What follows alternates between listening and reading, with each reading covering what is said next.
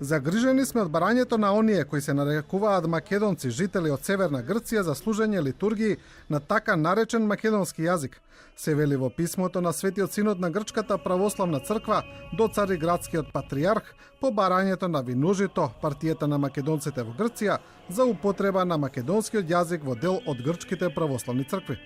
И додека се чека одлуката на Цариградскиот патријарх, во писмото на Винужито барањето беше образложено вака.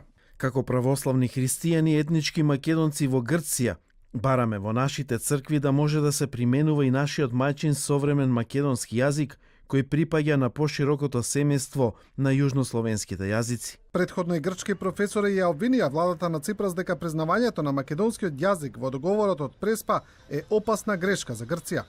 Лидерот на грчката политичка партија Река, Ставрос Теодоракис, кој го поддржа договорот од Преспа во грчкиот парламент, во интервју вели дека истите оние кои сега на плоштадите се против договорот, барале од Река да гласаат за него, за да не се префрли на нив жешкиот костен. Истите тие луѓе ни велеа немојте случајно да одстапите, немој случајно да не го направите тоа, немој случајно ние да го земеме жешкиот костен.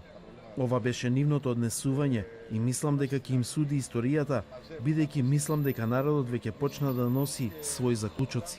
Во меѓувреме Русија продолжува со апокалиптичните сценарија за Македонија. Приклучувањето на Северна Македонија во НАТО може да го дестабилизира целиот балкански регион, а проширувањето на алијансата да ја загрози европската безбедност, оценува амбасадорот на Русија во ЕУ Владимир Чизов во интервју за Известија.